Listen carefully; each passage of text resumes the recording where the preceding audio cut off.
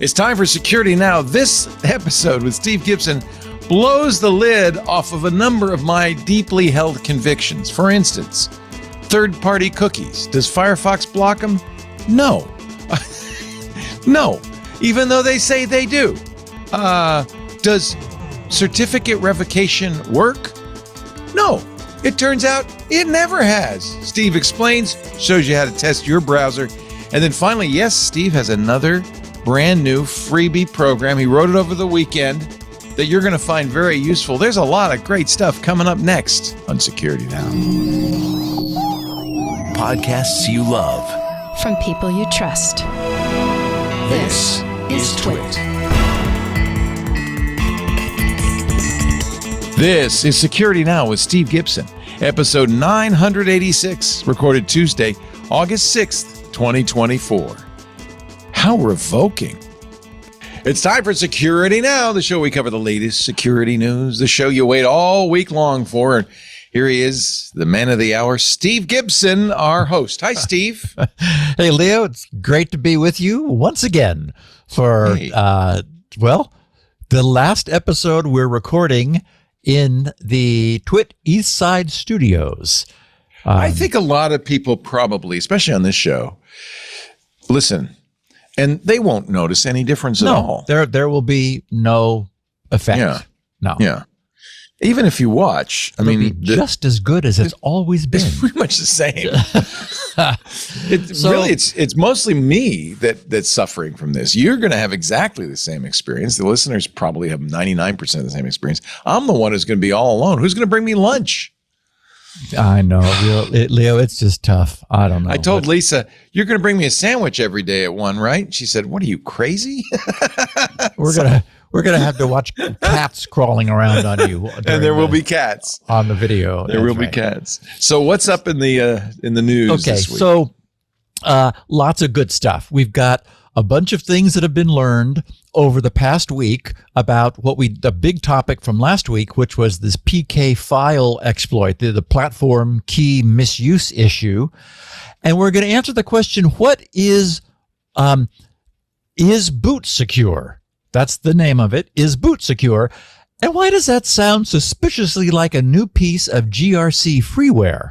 Uh-oh. Then there's plenty of news on the third-party cookie front. What's going on with Firefox, and what position has the World Wide Web Consortium, the W3C standard setting body, finally taken on the third-party cookie issue after, as we know, Chrome basically capitulated to, okay, fine, I guess we're not going to be able to get rid of those. Also, now that we're a few weeks downstream of the CrowdStrike disaster, the attorneys have come out to play. What are we learning about the legal side of this massive outage? Things like limitations of liability and so forth. Also, I'm going to talk briefly about what's been going on, or what is going on, with GRC's Security Now email system. And then we're going to finish, thus the title, How Revoking, by looking at DigiCert's recent mass certificate revocation event. Why it happened, what happened, did it matter, was it necessary, and how does it compare to Entrust's past behavior? Mm-hmm. So I think lots of interesting information and news for our listeners this week. Can't wait. And of course, we have an apropos picture of the week. Yes. I did peek this time. I'm sorry. It's very funny. Our show today brought to you by a brand new sponsor. Want to welcome ThreatLocker to the Security Now family. It should be a name you know. If zero-day exploits and supply chain attacks are keeping you up at night, that means two things. One, you listen to Security Now every week. And the other, you're running a system that, is vulnerable. Well, worry no more. You can harden your security with ThreatLocker. And, I was talking with the folks at ThreatLocker the other day, and they mentioned that one of their clients is a major airline that did not get shut down by CrowdStrike. They said, yeah, JetBlue uses ThreatLocker to secure their data and keep their business operations flying high. Maybe some other airlines might have considered that. This is what I love about ThreatLocker. It's a deny by default approach to cybersecurity. It's proactive instead of reactive, right? You block every action, process, and user, everyone, unless it's authorized by your team. It's the ultimate in zero trust. ThreatLocker helps you do this and provides a full audit of every action. So you've got risk management and compliance. Their 24/7 US-based support team fully supports you through the onboarding process and, of course, beyond. So it's very easy to implement. And this is what you need: zero trust with a full audit trail. Stop the exploitation of trusted applications within your organization. Keep your business secure, protected from ransomware. Organizations across any industry, it's not just the airlines, can benefit from ThreatLocker's ring fencing. That's what they call it. By isolating critical and trusted applications from unintended uses or weaponization. By limiting attackers' lateral movement within the network. In fact, if you think about it, this is what you need. ThreatLocker's ring fencing was able to foil a number of attacks that were not stopped by traditional EDR. In fact, we heard us talk about SolarWinds, the Orion attack, like all year in 2020. Didn't work on people running ring fencing from ThreatLocker. Let me say that again. The SolarWinds Orion attack was foiled by ring fencing. That should by itself tell you why you need this. Get unprecedented visibility and control of your cybersecurity. Quickly, easily, cost-effectively, ThreatLocker's Zero Trust Endpoint Protection platform offers a unified approach to protecting users, devices, and networks against the exploitation of zero-day vulnerabilities. It's the best way to prevent 0 days. Just block everything unless it's approved. Get a free 30-day trial. Learn more how ThreatLocker can help mitigate unknown threats and ensure compliance. Visit threatlocker.com. Threatlocker.com. This is defense done right. Threatlocker.com. We thank them so much for their support of security. Now welcome you to the family ThreatLocker. Some really good people doing great work. Now, time for the picture of the week, Steve. This was just a great picture one of our listeners sent me. I gave her the caption, "Is it too late to change my mind?" This shows a very unhappy person wearing a CrowdStrike intern t-shirt. Obviously labeling him as a CrowdStrike intern. Oops. He's holding up a little laptop PC with the screen open and the frowny face, "your machine has just crashed" blue screen. And we can't really identify where he is.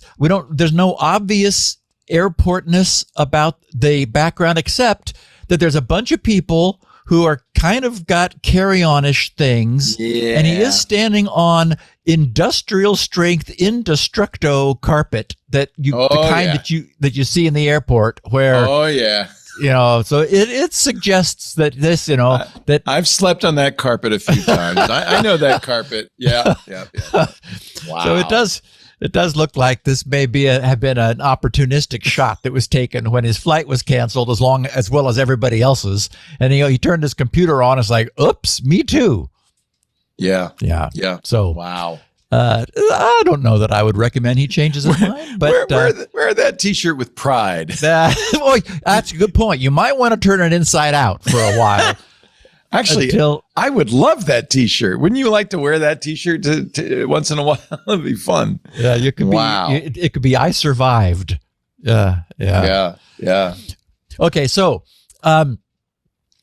last week's discussion of Binarly's discovery that by their estimate, the manufacturers of around 1 out of every 10 PCs, even those sold recently, have never bothered to replace the sample and inherently insecure platform key, which AMI clearly marked as "do not use" and "do not trust," has continued to bear fruit.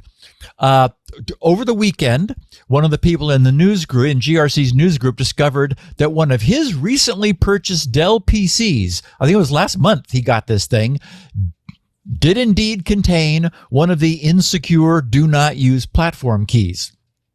Now, since last week's podcast, I received a great deal of email from listeners, and we'll be talking about a great deal of email and what that means a little bit later, who were unable to get the command line that Binarly had supplied and which I quoted in the show notes and mentioned last week to work.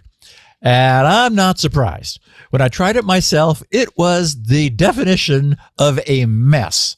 For one thing, in order for any of the UEFI commands to work, which is one of the commands you must use, an extra, not normally present UEFI module must first be installed. So you have to do that. And then, since the module apparently needs to run a script, the normally protective PowerShell script blocker must be disabled by disabling some of PowerShell's security. And then it turns out that if secure boot is not enabled, the command doesn't work at all. So if the machine is booted from BIOS rather than UEFI, it's not even working. And then to make matters worse, the Binarly command line silently checks the output text from the command, which, and pipes it into a string finder. Well, the output might well be complaints about any of the above being a problem. And but even so, then a match is searched for the do not use, do not ship strings, which will not be present in an error output. So as a result, this will tend to return massively false negative results, since any output which is not the platform key's actual certificate will not contain those strings. And, so even though the bogus AMI sample platform key might be sitting right there on the motherboard, you would never know it. So, longtime listeners of this podcast probably know where this is going. By Friday morning, around 9 a.m., I had collected all of this feedback and tried using the command line myself. So I thought, okay, this needs another one of GRC's little Windows apps to let anyone. This is why we love you, Steve. This is amazing. Unbelievable. I'll write it myself. That's right. To let anyone quickly and easily get to the truth of what's going on. So I was all set up to continue working on SpinRite 6.1's documentation, which is my current focus since I need to get that behind me. I opened a new code project and began writing code to extract and analyze the motherboard's platform key. And everybody can try it today. While I was doing that and publishing incrementally more capable pre-releases for the gang in the news groups to test over the weekend, we were also playing the name game, as we call it. That collective name brainstorming had previously resulted, actually it was from someone Leo, Paul Holder.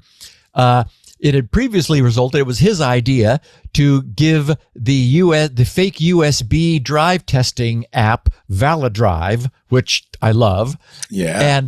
And oh my God, years ago, somebody else came up. I was working on that decom piece of freeware. And the guy said, well, you have to call it the decombobulator. Like, oh, yes, I do.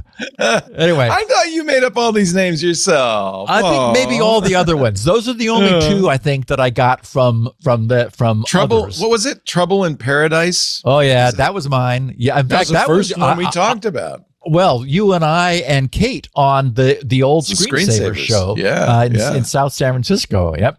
Tip. The click of death. Tip. Yep. Trouble in Paradise. Yeah, I think, and Opt Out and all the other things. Those are my names. Up.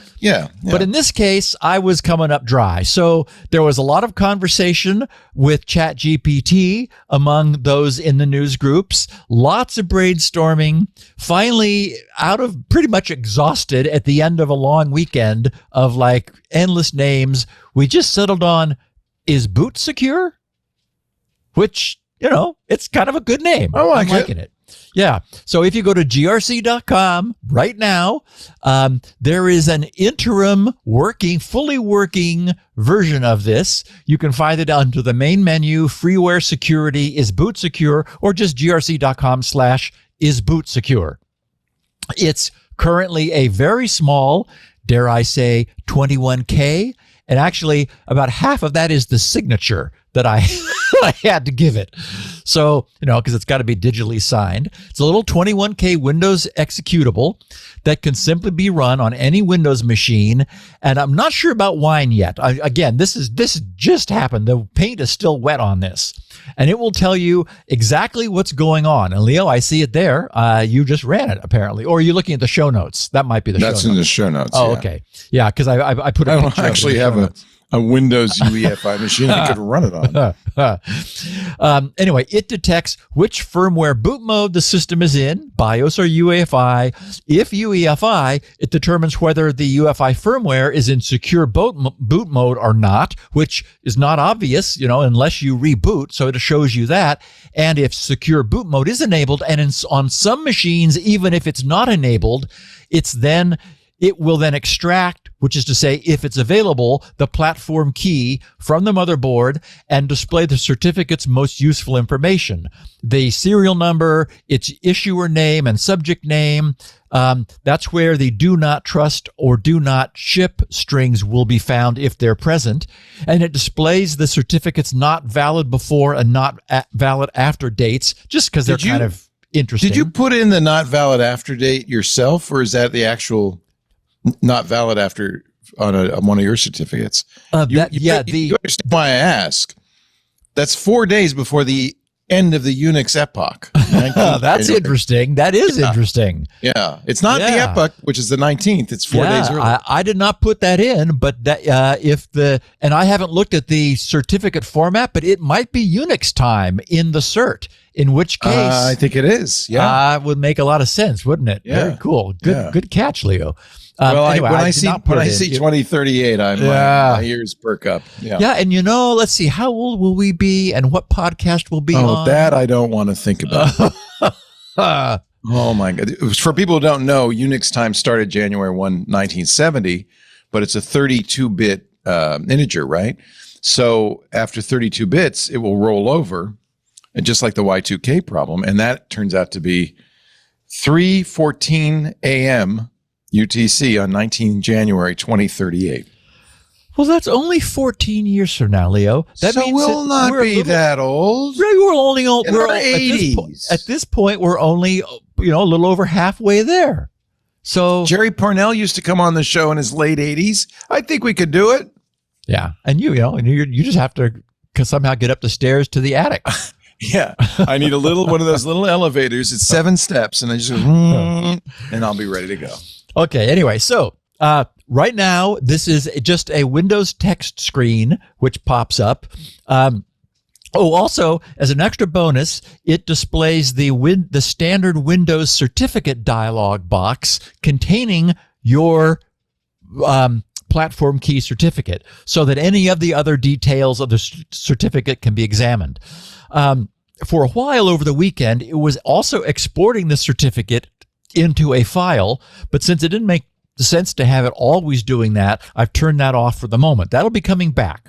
So what's available right now does all that, but as I said, it does it as a simple text window, since what I have was mostly meant as a tech development proof of concept. What I'm going to do now, after, starting this evening after today's podcast, is turn this into one of GRC's standard little Windows GUI apps. So, I'll interpret what's going on to very clearly display the important bits and show the conclusion of what's happening to its user. And then if you wish to view the full certificate, there'll be a button for that. And if you want to save it to a file, there'll be a button for that. So anyway, since this platform key mess is going to be a persistent and enduring concern, since there's no telling how long it's going to take to address these bad keys, if they are ever addressed, I felt as though this was exactly the sort of freeware app that GRC should offer. It can be downloaded, as I said, right now. It's just in its pre-release text window incarnation, but it works. And I'm sure I'll be announcing the final app on next week's podcast, in a week. So, okay, so much for PK fail. We'll briefly touch on it again next week. Let's talk about Firefox's third-party cookie mess. and GRC's cookie forensics test. Two things are going on with Firefox and with what GRC's cookie forensics page shows. Part of the problem is that Firefox is being a bit, dare I say, foxy, and appears to not have updated its user interface after it integrated its so-called total cookie protection into Firefox. There are no UI controls for it in evidence anywhere.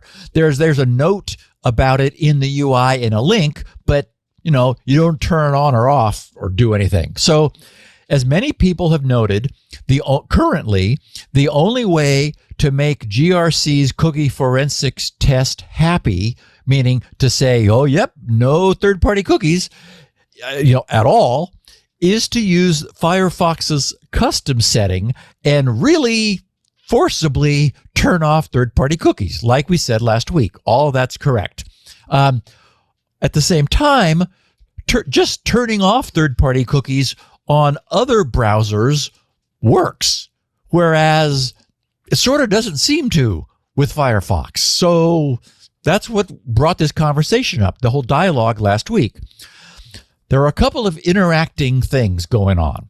Most important is that I never designed GRC's testing with an awareness of the inter-site third-party cookie isolation that Mozilla has now built into Firefox under the banner of total cookie protection. As I commented when the idea first surfaced, I think this is a really terrific idea.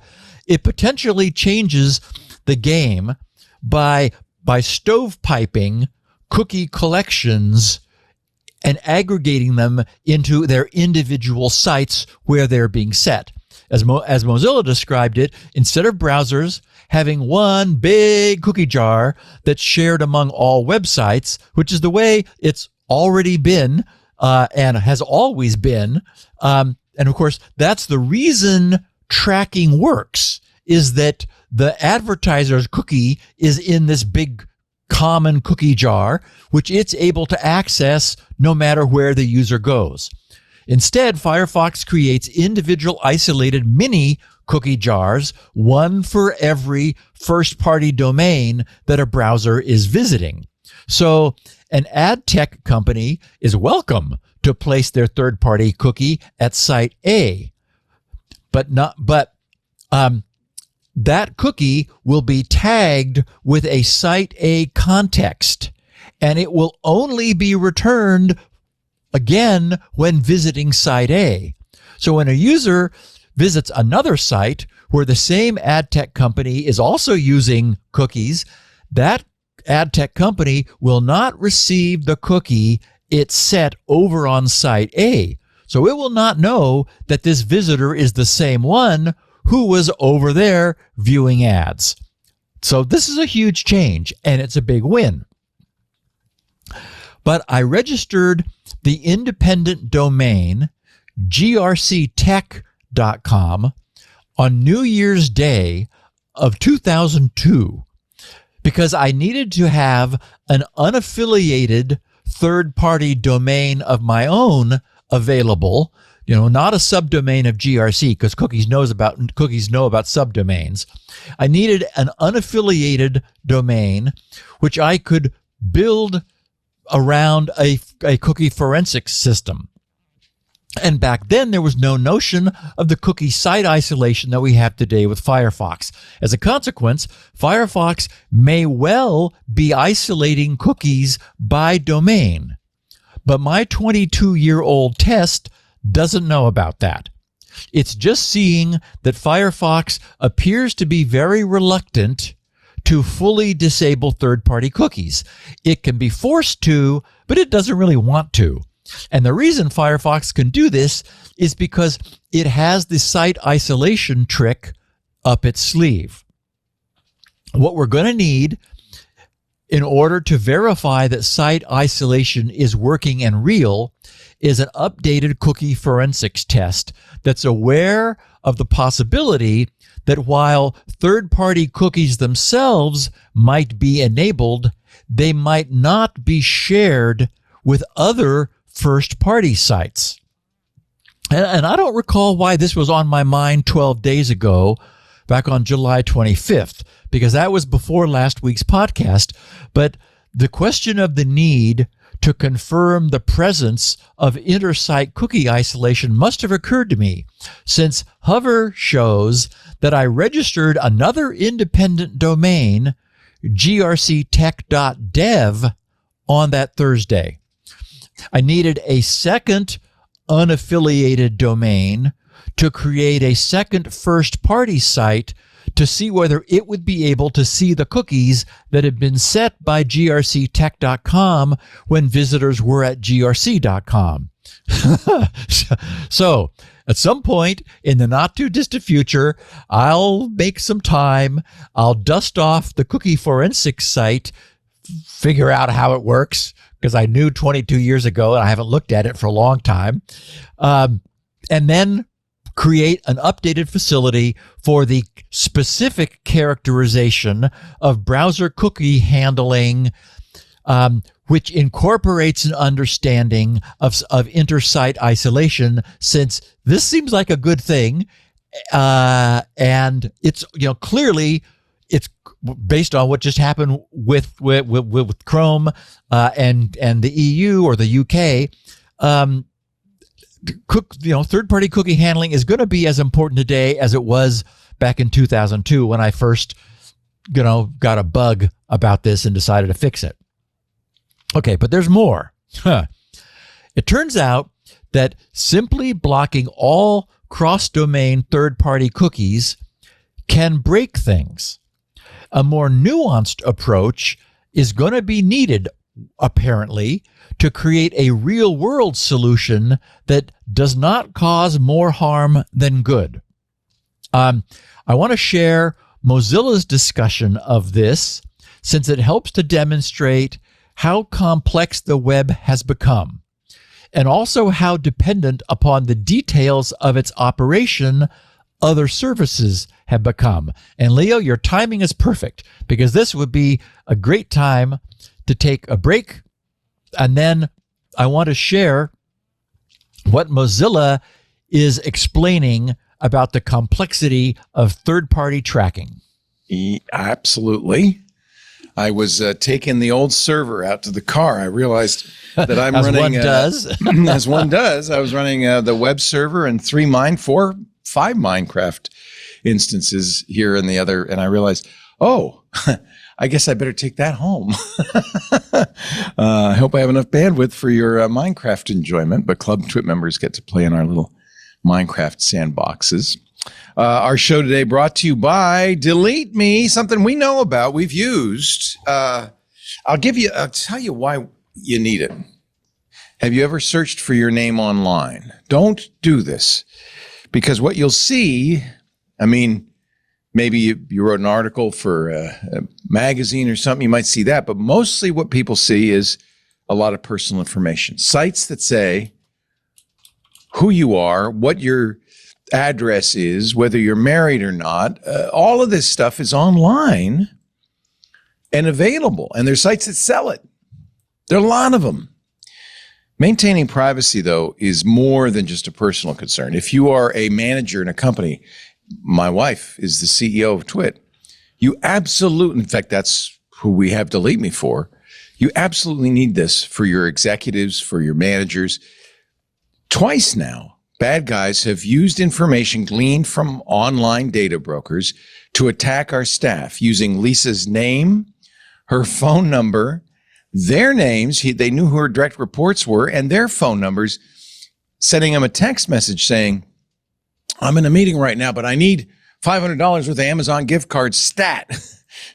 Mail them to this address in Nigeria. I don't know how that happened. Well, fortunately, our staff is smart. It wasn't Nigeria, but they were smart. They didn't fall for it. But the thing that scared me was all this information the bad guys knew about our management structure, our organization, people's phone numbers. That's when we subscribed to Delete Me. You should probably get this for your family too. Now, you have to be an adult to use Delete Me. But if there are people in your family, adults who are maybe not as technically savvy as you you can use Delete Me to protect them as well. Delete Me helps reduce risk from identity theft, from cybersecurity threats like I just described, from harassment, and more. Delete Me's experts will find and remove your information from hundreds of data brokers. And by the way, there's new ones every day, and they keep that list up to date. So they will go to each and every one of them, find and remove your information, get rid of it. But that's not all, because once you do that, great. Okay, now that stuff's down, but they repopulate it, as they get more information from all their many sources, and your internet service provider might be one, your carrier might be another, websites you visit, stores you do business with, they all sell that information on. Your TV set, your car, they're all selling that information on the data brokers, and the data brokers just repopulate the dossier. That's why Delete Me's experts continue to go back again and again to remove your information, including addresses, photos, emails, relatives, phone numbers, social media, property value, and on and on and on and on.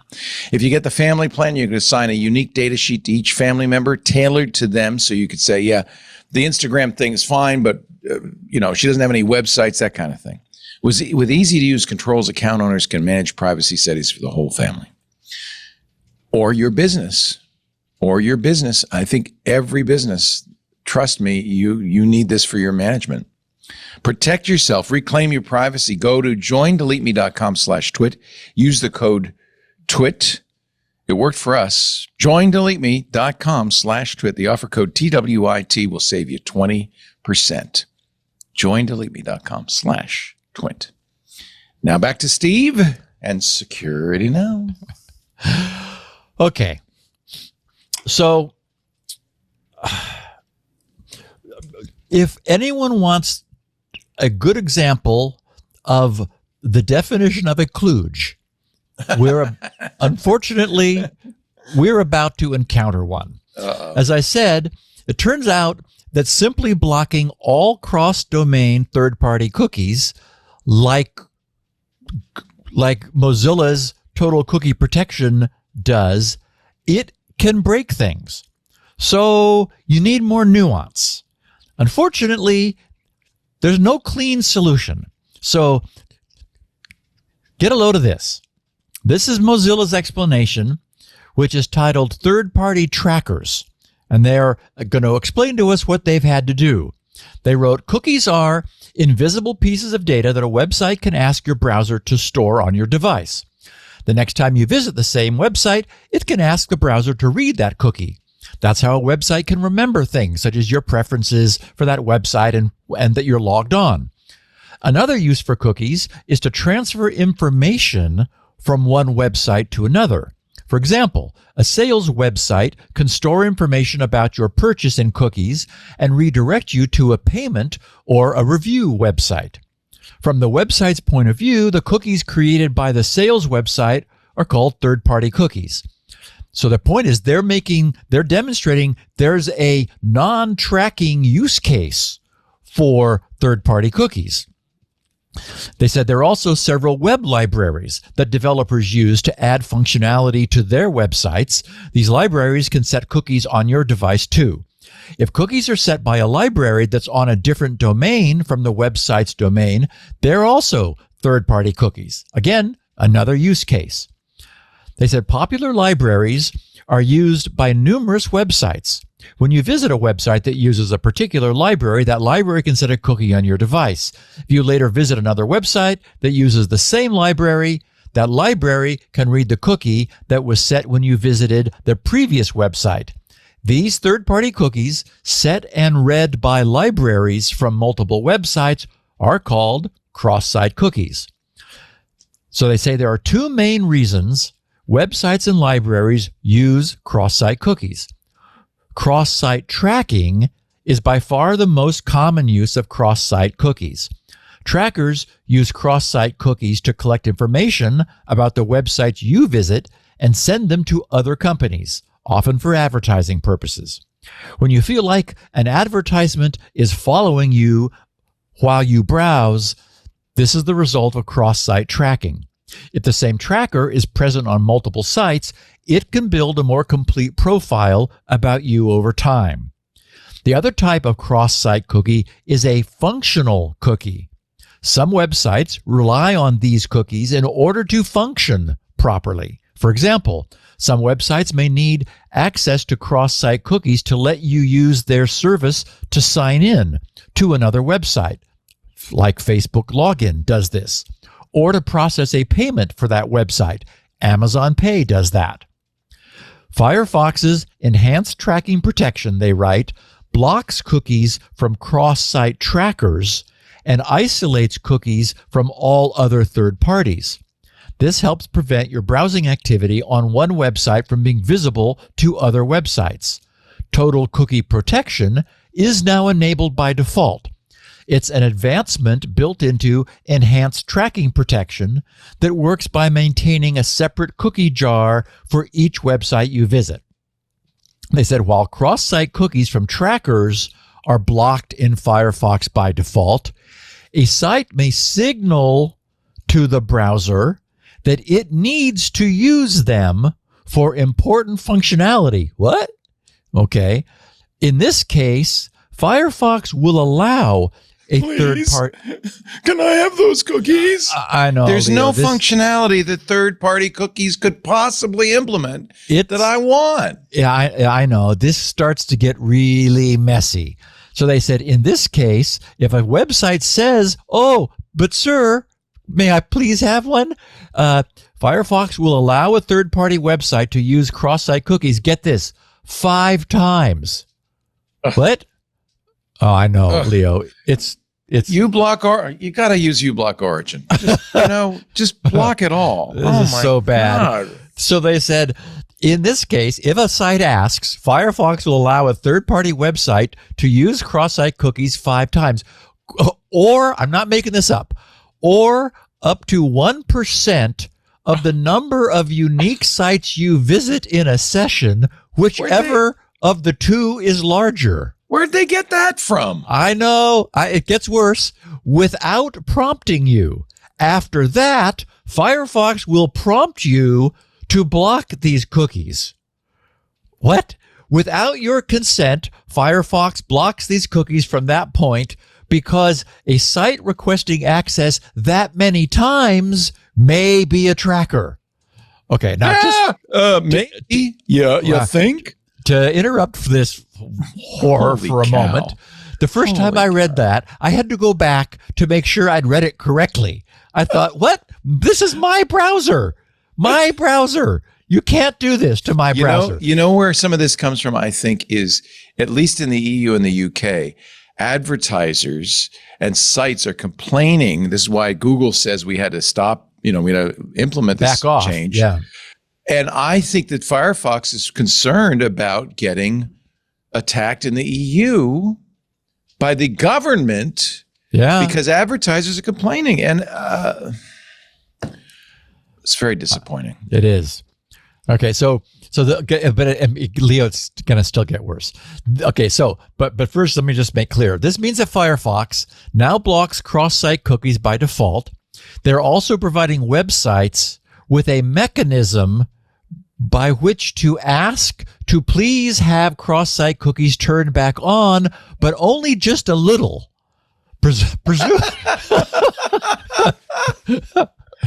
I'm only a little pregnant. Just a little. Just a tiny, tiny bit. It's just a flesh wound. Presumably only enough to accomplish some specific task that needs to communicate with cookies across sites.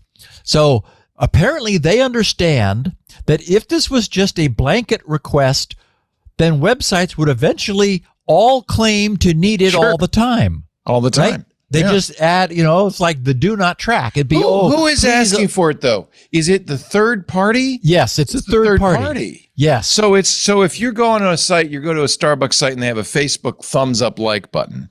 Facebook, which owns that button, could say, "Oh, please leave these tracking cookies on because." Oh, Leo, why? It gets even worse because Firefox makes exceptions based on the domain that's asking. Oh, I know. It's so bad. It's so bad. Okay. And really, they're doing this so that they can still have that checkbox that says block third-party cookies, because they know people will look at that and they won't have read this white paper. So they'll think they're blocking third-party cookies when they're not. And that bothers me even more. Right? It's deceptive. Right. Well, that's what we discovered last week, was that GRC's forensics was saying, what? I got a bunch of red bubbles here, saying that it's not being blocked, even though it says it is. So presumably Mozilla have done some testing of this, and they've decided that no website has a legitimate need for more than 1 or 2.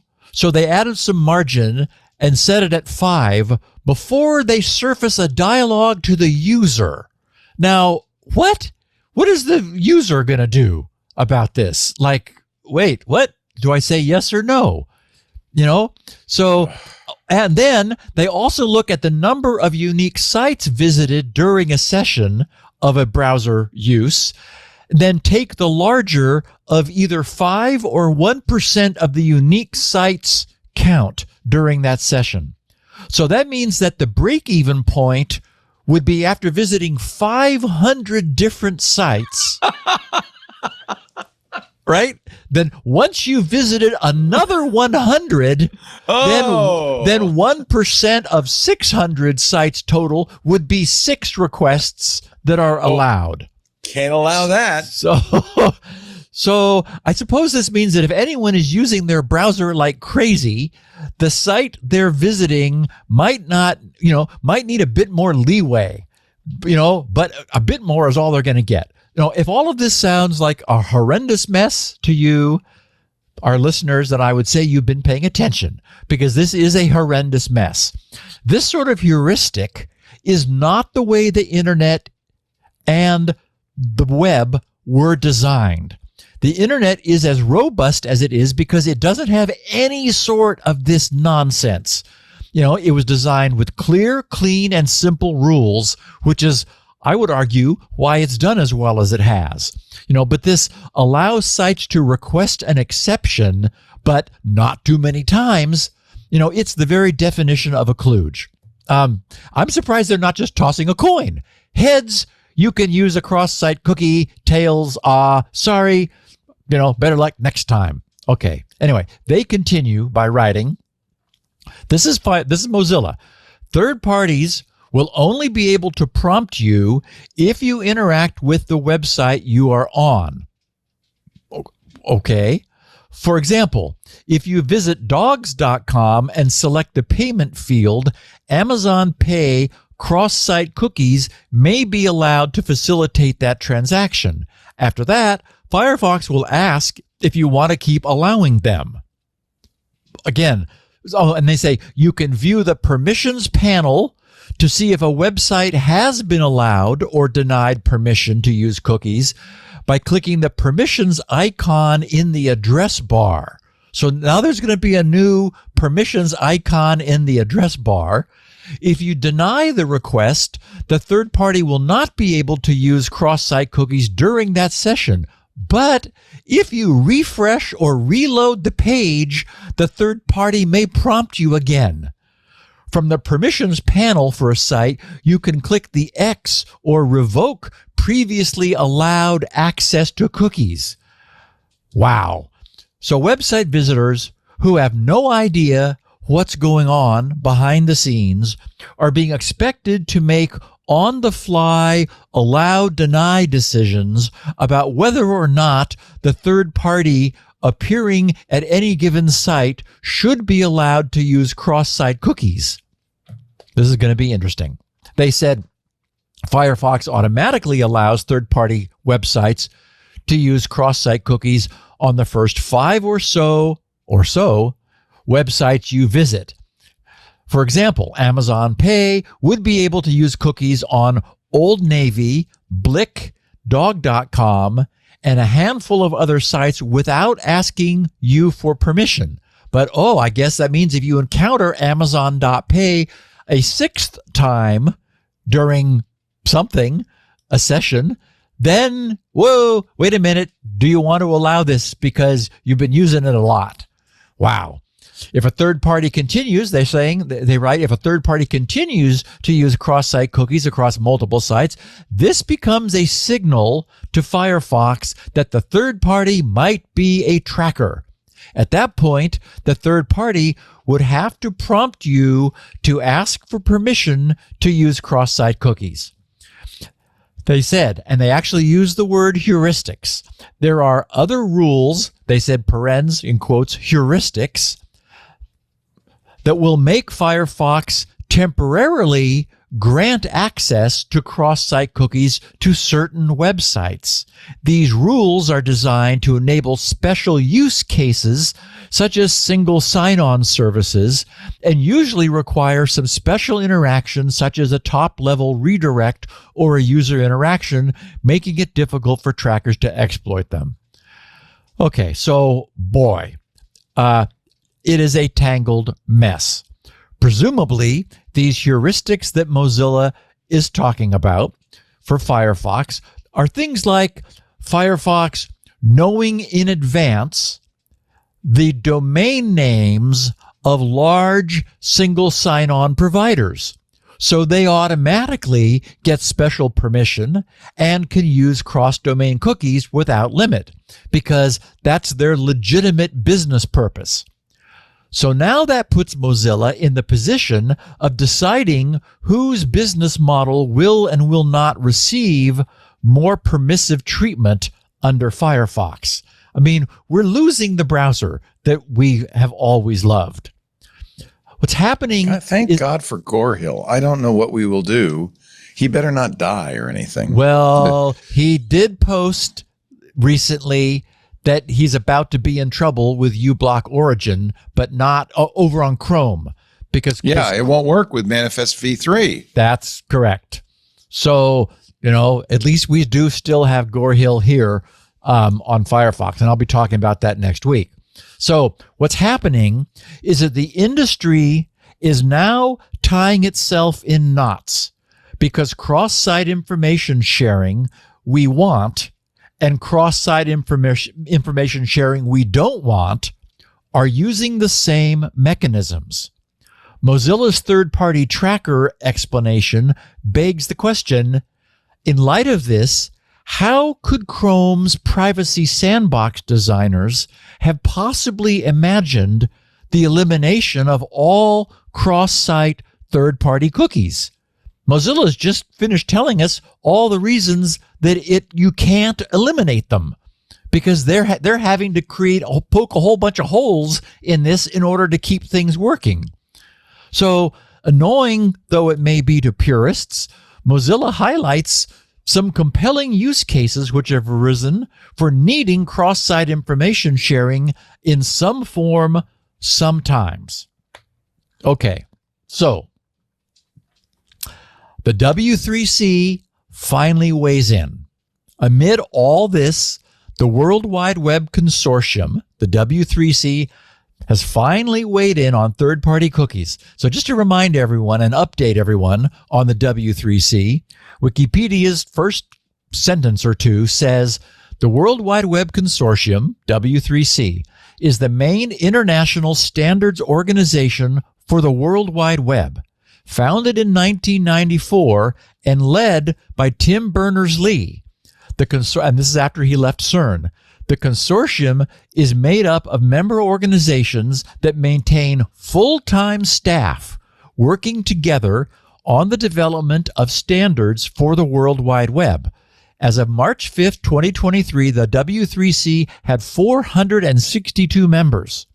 The W3C also engages in education and outreach, develops software and services as an open forum for discussion about the web. So, these are the guys that are defining the APIs that our browsers support and the standards that makes the World Wide Web go. About a week and a half ago, on July 26th, the W3C's official statement was titled, Third-party cookies must be removed. Okay, that's never been said before. Third-party cookies must be removed. The article's abstract says, third-party, aka cross-site cookies are harmful to the web. and must be removed from the web platform. This finding explains why they must be removed and examines the challenges in removing them. So a finding is what they're calling this thing that they published on July 26th. It examines the challenges in removing them. We highlight some use cases that depend on third-party cookies and offer some examples for designed-for-purpose technologies that can replace them. In other words, they're instead of like overloading in an object-oriented sense, in like using cookies for a purpose they were never intended, the web is going to come up with designed-for-purpose technologies, replacement technologies that don't allow tracking, cannot be abused, and will allow third-party cookies to be terminated.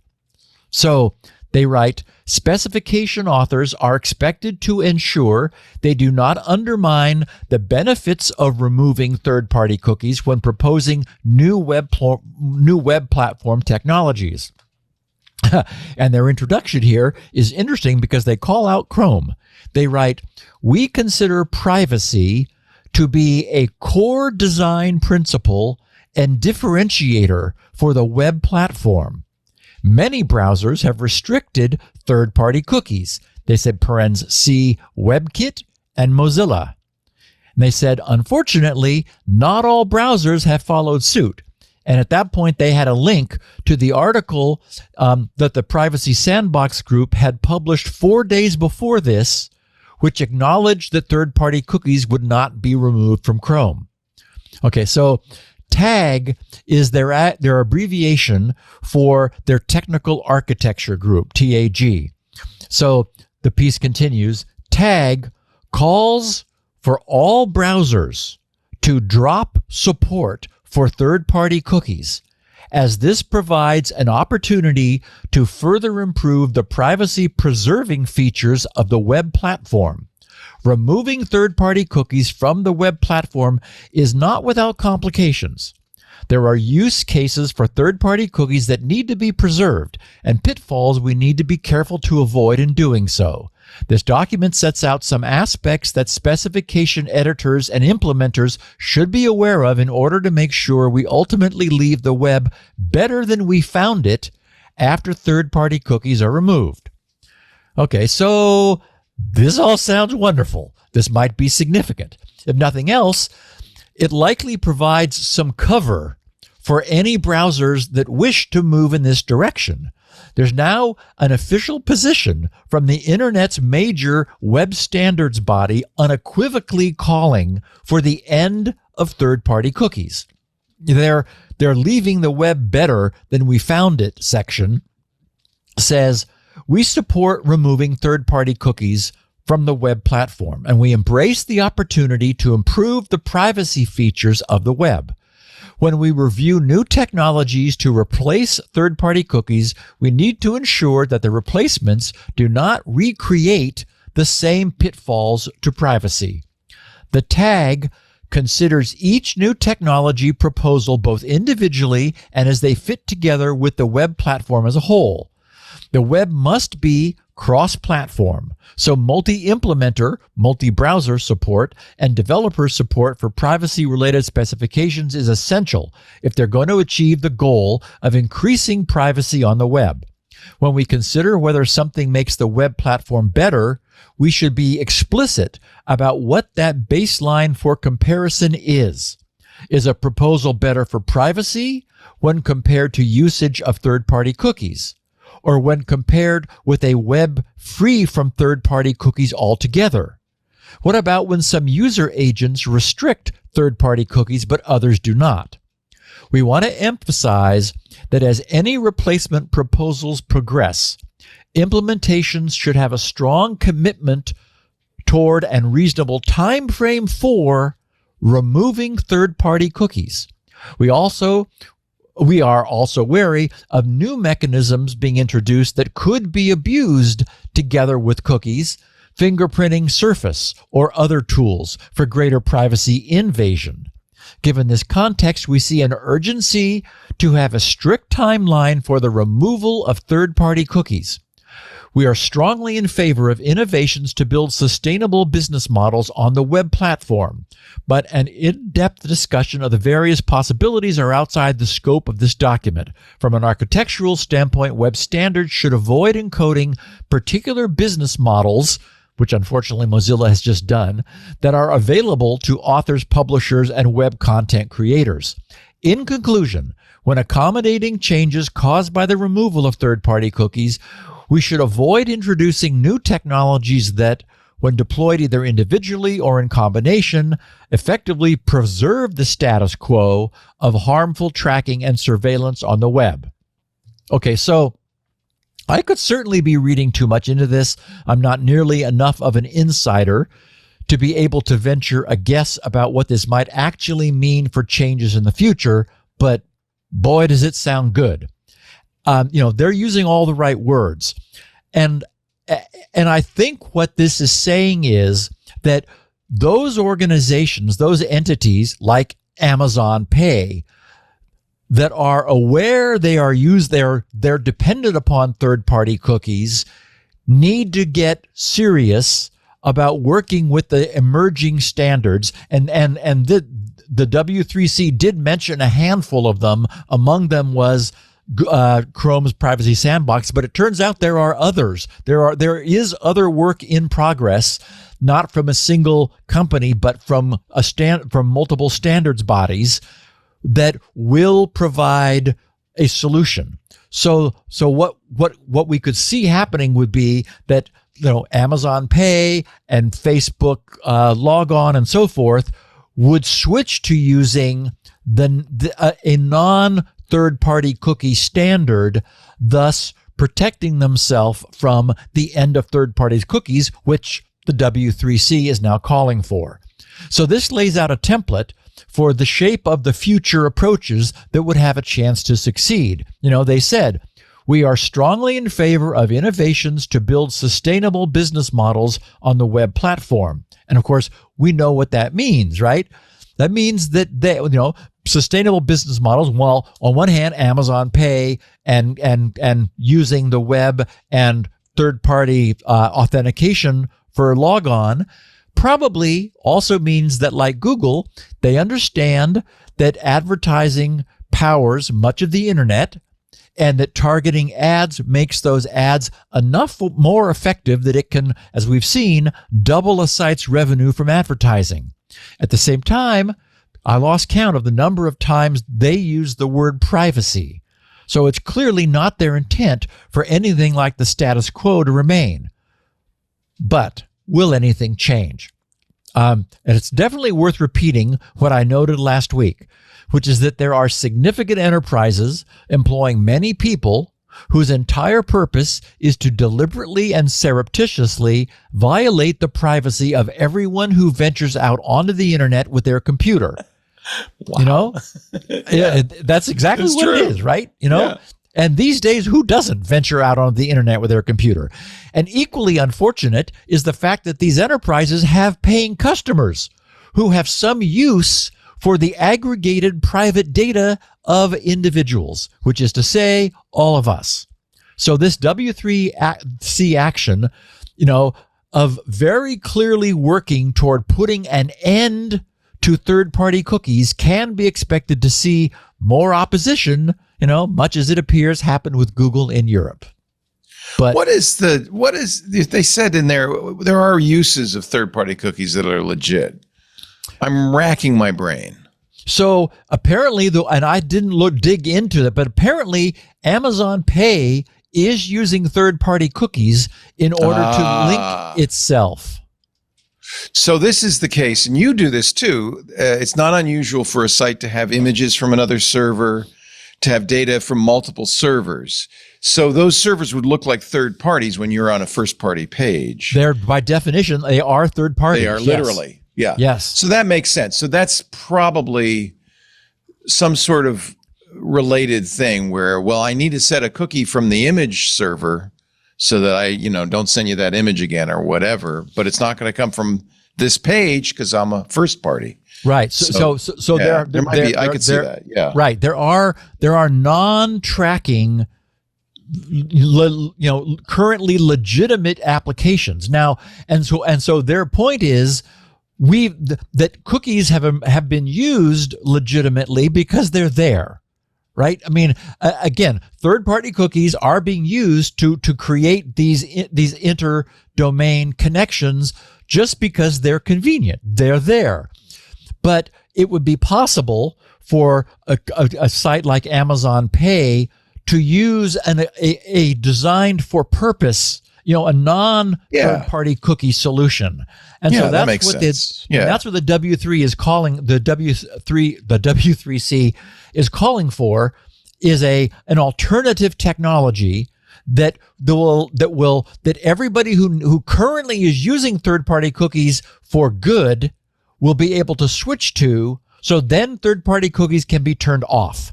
And the problem is lots of companies are using them for privacy invading purposes, and they're going to fight back. Right. And they use listening because they say, well, yes. these are journalistic legitimate enterprises. business. So forth, they say they're legitimate businesses. for advertising. Yeah. They have, little babies they have to feed. That's okay. So really, it's a conundrum. It really is. But I can see now, there are lots of servers, many servers you go to now, who have multiple endpoints. And those are all third-party endpoints, except for that one main server. So that makes sense. I could see that. That's those JavaScript things. So everybody loads things like that. Yeah. Time to take a break, and then we're going to update on what has happened. What the heck? CrowdStrike as a consequence of that little problem a couple weeks ago. I'm curious. You think anybody's upset, Leo? You think anybody called their attorneys? We should preface that, as you did a couple of weeks ago when we talked about this, with the fact that up till then, CrowdStrike was a very well-known, very well-respected security firm, that they did a lot of important research on the internet. I mean, Leo, believe it or not, one group of, I don't know what it is going on, they're actually suing because their reputation was so good. Okay. They're saying you misled us. Yes. You made all that money for us because you were just pulling the wool over our eyes. You were so good until you weren't. Wow. That does happen. Of course, none of our sponsors are like that. We only have the best hand-selected sponsors, like these folks at Big ID, who I had a great conversation with a couple of weeks ago. They are the leading DSPM solution, data security posture management, and they do it a little bit differently. DSPM centers around risk management, keeping an eye on how organizations need to assess and understand and identify and remediate data security risks across their data. Big ID is special because it works across your tech stack. It is designed for situations that many of you have, where you're in a heterogeneous network where your data is in multiple places. The U.S. Army Training and Doctrine Command uses them. And if you think about anybody whose data is in multiple places, it would be the U.S. Army, right? DSPM, Big ID, seamlessly integrates with your existing tech stack, allows you to coordinate security and remediation workflows. And because data lurks all over the place, you can uncover dark data. You can identify and manage risk. You can remediate the way you want, the way that works for you, and you can scale your data security strategy. Take action on data risks, annotate, delete, quarantine, and more based on the data, all while maintaining an audit trail. More and more, that is critical to this, right? And some of the best people, some of the biggest partners use DSPM from Big ID. ServiceNow, Palo Alto Networks, Microsoft, Google, AWS, and more all use Big ID. And the U.S. Army. With Big ID's advanced AI models, you can reduce risk, you can accelerate time to insight, you can gain visibility and control over all your data. So let's talk about this Army thing, because it's really interesting. They equipped the U.S. Army Training and Doctrine Command to illuminate dark data. There was a lot of it. Because, this is a perfect example of a data enterprise that's been around for decades, right? So as things evolve, new technologies emerge, old technologies, legacy technologies live on. Your data gets fragmented. It's in a lot of different places. They were able to help the Army accelerate their cloud migration, minimize redundancy, and automate data retention. This was a big job. That's why Big ID was there. Here's the quote from the U.S. Army Training and Doctrine Command. Quote, the first wow moment. That's right there. Some generals going, wow, I had a wow moment. The first wow moment with Big ID came up with just being able to have that single interface that inventories a variety of data holdings, including structured and unstructured data, emails, all across all the emails, zip files, SharePoint, databases, and more. The Army goes on to say, to see that mass and to be able to correlate across those is completely novel. I've never seen a capability that brings us together like Big ID does. Wow. That's an endorsement. That's fantastic. CNBC recognized Big ID as one of the top 25 startups for the enterprise. They were named to the Inc. 5000 and Deloitte 500 for 2 years in a row. They are the leading modern data security vendor in the market today. You need to know these guys. The publisher of Cyber Defender magazine says, quote, Big ID embodies 3 major features we judges look for to become winners. Understanding tomorrow's threats today, providing a cost-effective solution, and innovating in unexpected ways that it can help mitigate cyber risk and get one step ahead of the next breach. Start protecting your sensitive data wherever your data lives at bigid.com/security now. In fact, go to the website and see the testimonials. They're kind of mind-boggling. The people who use Big ID love Big ID. You can even get a free demo there to see how Big ID can help your organization reduce data risk and accelerate the adoption of generative AI. Yeah, they can help with AI too. Because one of the big problems with AI, Army faced this, is you want it to train on some things, but not everything. How do you control what the AI sees, doesn't see? What are the rules? How do you know if the rules are being followed? That's what Big ID can help with. BIGID, bigid.com/security now. They also have a lot of white papers there. If nothing else, they're a great information resource. There's a free report that provides valuable insights and key trends on AI adoption, the challenges, and overall impact of generative AI across organizations. One of the many things that you can get there for free. bigid.com/security now. Big ID. It's a big idea.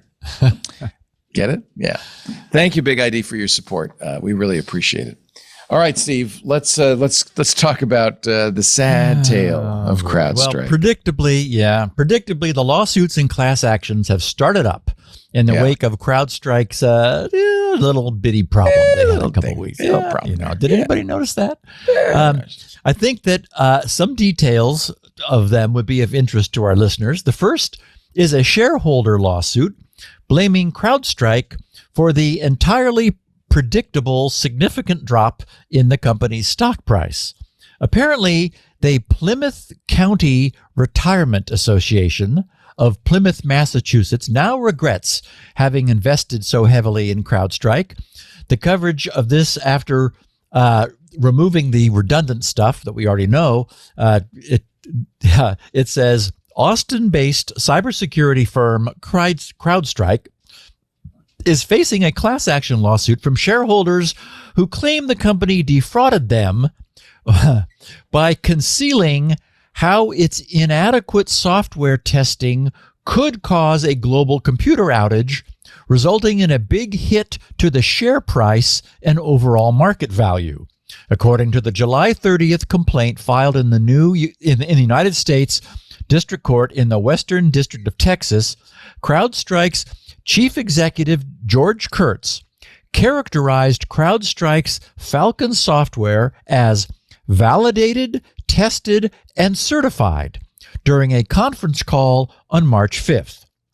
The plaintiffs say these statements were false and misleading because CrowdStrike allegedly failed to properly test and update. Actually, they did update, and that was the problem. Allegedly failed to properly test and update its Falcon software before rolling it out to customers. The complaint alleges CrowdStrike, quote, instituted deficient controls in its procedure for updating Falcon and was not properly testing updates to Falcon before rolling them out to customers. Okay, I think everybody would agree with that. CrowdStrike did not disclose that, quote, this inadequate software testing created a substantial risk that an update to Falcon could cause major outages for a significant number of the company's customers, unquote. The complaint alleges, quote, such outages could pose and in fact ultimately created substantial reputational harm and legal risk to CrowdStrike. As a result of these materially false and misleading statements and omissions, CrowdStrike stock traded at artificially high prices during the class period. Okay, so they're upset over the terrific management, operation, and reputation of CrowdStrike before the event that had presumably made them so much money. And now they're suing because what was once overly inflated is apparently no longer. The article notes that, quote, following the outage, the legal complaint says CrowdStrike's share price fell 32% over the next 12 days, wiping out $25 billion of market value. As of July 31st, CrowdStrike shares are worth $231.96.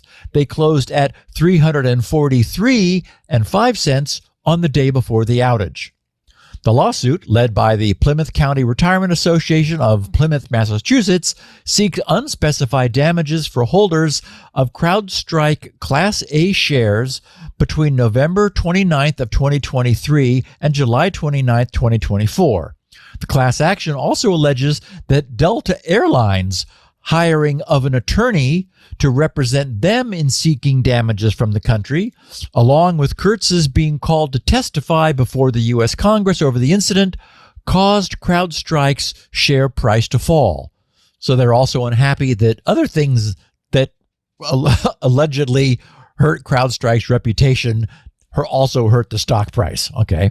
The article says CrowdStrike said in a statement provided to media outlets, "We believe this case lacks merit and will vigorously defend the company."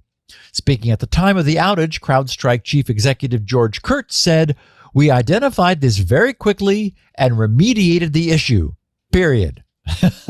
He added that its systems were constantly being updated to ward off adversaries that are out there. Okay, so that's the first of the entirely predictable legal actions that are underway. The second one surrounds the excessive degree of damage caused to Delta Airlines. As we know, whatever it was that happened to Delta kept many of their flights on the ground far longer than any of their other competitors who, like most of the rest of the planet, removed the bad file, rebooted the machines, and resumed operations. But not Delta. Something happened at Delta. Just yesterday, on Monday, the publication CIO Dives headline read, "CrowdStrike rebukes Delta's negligence claims in a fiery letter." And the subhead of their piece was, after the airline said it was considering legal action, CrowdStrike said Delta's contract capped the cybersecurity provider's liability to single-digit millions. They weren't any more specific, but sorry, folks, the $500 million you're claiming in damages, we're not going to get there with our contract. Okay, so the article says CrowdStrike struck back forcibly against Delta Airlines' claims of negligence and misconduct in a letter sent Sunday, just last Sunday, to the firm representing Delta Airlines, signed by attorney Michael Karlinski. And I should mention, Leo, that he addressed the letter to David Boies. So, some high-powered legal talent there. So this is the latest in what has become a public dispute that is between Delta and CrowdStrike following recovery from the global CrowdStrike outage, which was caused by a faulty software update, as we know, pushed to Windows servers on the 19th of July. Delta was the hardest hit major airline carrier. Its disruption lasted longer and reached further than what United Airlines, American Airlines, and others experienced. As the airline grappled with the scale and length of the outage, it moved to shift some of the blame publicly against the cybersecurity provider. Delta's CEO, Ed Bastian, told CNBC last week the airline was considering legal action, seeking compensation for the $500 million in costs that the airline had endured. Yes, we're grounded and it's hurting. He said, we're looking to make certain that we get compensated, however they decide to, for what they cost us, Bastian said. Okay, so CrowdStrike pushed the recovery responsibility back on Delta. Interestingly, the airline declined CrowdStrike's help with systems recovery, according to the letter, which was shared with CIO Dive. Okay, now, no one disputes CrowdStrike's ultimate culpability here. Even they don't.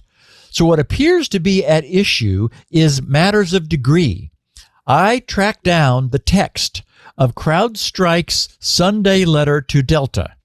So this is CrowdStrike saying, Dear David, as in David Boise's, superpower, well-known attorney, said, I'm writing on behalf of my client, CrowdStrike Inc., in response to your letter dated July 29, 2024, in which Delta Airlines Inc. raises issues and threatens CrowdStrike with legal claims relating to the July 19, 2024 content configuration update impacting the Falcon sensor and the Windows operating system, parens the channel file 291 incident. He writes, CrowdStrike reiterates its apology to Delta, its employees, and its customers, and is empathetic to the circumstances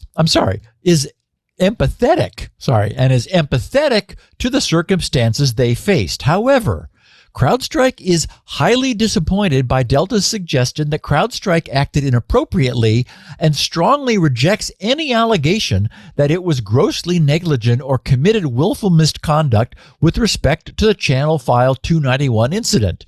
Your suggestion that CrowdStrike failed to do testing and validation is contradicted by the very information on which you rely from CrowdStrike's preliminary post-incident review. CrowdStrike worked tirelessly to help its customers restore impacted systems and resume services to their customers. Within hours of the incident, CrowdStrike reached out to Delta to offer assistance and ensure Delta was aware of an available remediation.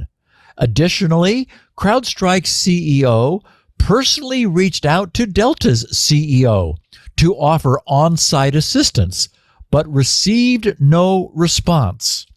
CrowdStrike followed up with Delta on the offer for on-site support and was told that the on-site resources were not needed. To this day, CrowdStrike continues to work closely and professionally with the Delta Information Security Team. Delta's public threat of litigation distracts from this work and has contributed to a misleading narrative that CrowdStrike is responsible for Delta's IT decisions and response to the outage. Should Delta pursue this path, Delta will have to explain to the public, its shareholders, and ultimately a jury why CrowdStrike took responsibility for its actions swiftly, transparently, and constructively, while Delta did not.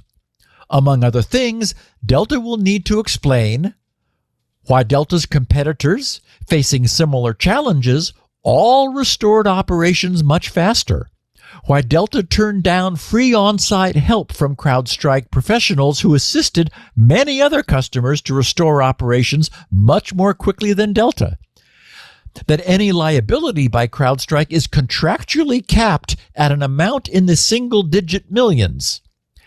Every action or failure to act by Delta or its third-party service providers related to the Channel File 291 incident, and the design and operational resiliency capabilities of Delta's IT infrastructure, including decisions by Delta with respect to system upgrades and all other contributory factors that relate in any way to the damage Delta allegedly suffered. And yes, in light of Delta's July 29 letter, CrowdStrike must also demand that Delta preserve all documents, records, and communications of any kind, including emails, text messages, and other communications, in the possession, custody, or control of Delta, its officers and directors and employees, concerning but not limited to the items listed below. As I am sure you can appreciate, while litigation would be unfortunate, CrowdStrike will respond aggressively if forced to do so in order to protect its shareholders, employees, and other stakeholders. CrowdStrike's focus remains on its customers, including Delta. CrowdStrike hopes Delta reconsiders its approach and agrees to work cooperatively with CrowdStrike going forward, as the two sides historically have done. So, okay, you want to blame us? Let's figure out, Delta, why you stood alone as an outlier in the amount of damage that you are alleging that you took relative to all of your peer airlines. Industry estimates are that the CrowdStrike outage to the Fortune 500, various Fortune 500 airlines will be around a total of $860 million or so. And apparently that's on average about $143 million per airline.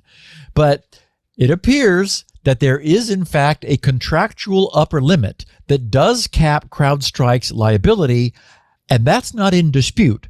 The article then offers some interesting background about this, quoting a guy named Scott Bickley, the advisory practice lead at Infotech Research.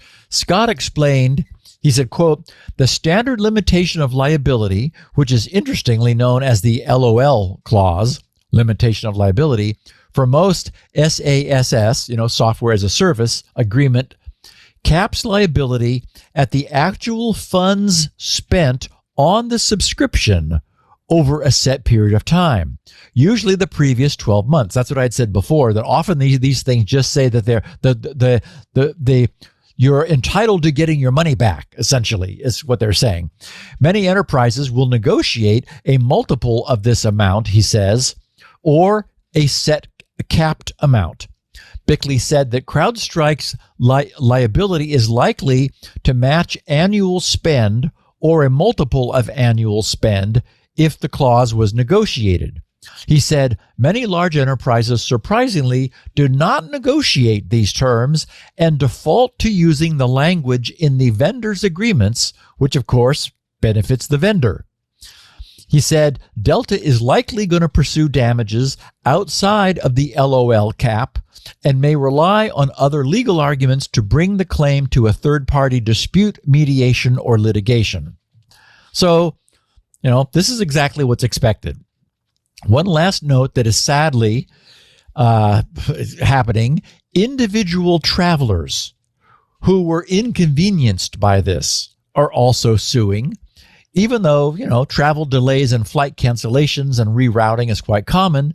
Yesterday, Reuters reported CrowdStrike's legal troubles from last month's massive global computer outage deepened Monday, that's just yesterday, as the cybersecurity company was sued by air travelers themselves, whose flights were delayed or canceled. In a proposed class action filed in the Austin, Texas federal court, 3 flyers blamed CrowdStrike's negligence in testing and deploying its software for the outage, which also disrupted banks, hospitals, emergency lines around the world. The plaintiff said that as flyers scrambled to get to their destinations, many spent hundreds of dollars on lodgings, meals, and alternative travels, while others missed work or suffered health problems from having to sleep on the airport floor. And yes, we did see the carpet on the airport floor, and that's not where you'd want to sleep. They said CrowdStrike should pay compensatory and punitive damages to anyone whose flight was disrupted after technology-related flight groundings for Southwest Airlines and other carriers back in 2023 made the outage entirely foreseeable. So they're saying, okay, these things happen, so we want to be compensated. And, we know what the effect will be, right? After last year's troubles, I would be surprised to learn that the fine print in all passenger agreements doesn't already include a blanket liability waiver for any failure to fly caused by any foreseeable or unforeseeable events.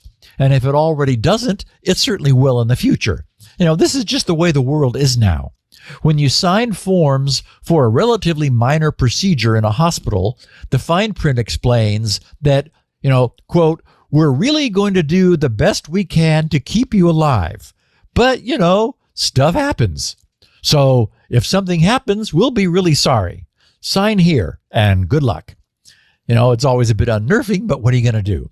So anyway, just as I was finishing up this podcast, I received email from a listener, Rob Woodruff, and actually since then a bunch more, informing me that as a CrowdStrike customer, he had just received email from CrowdStrike's CEO, and that their much anticipated root cause analysis had finally been completed. I had no time to dig into it for today, and I do not plan to spend much time on it next week since we've already given this lots of time and coverage. But if we learn anything new, I will briefly share what we learned from it. And let's share our break, our last break. Then I'm going to talk a little bit about GRC's email and how that's going. And we're going to take a look at how DigiCert handled a certificate revocation. I guess it's an emergency, but yeah.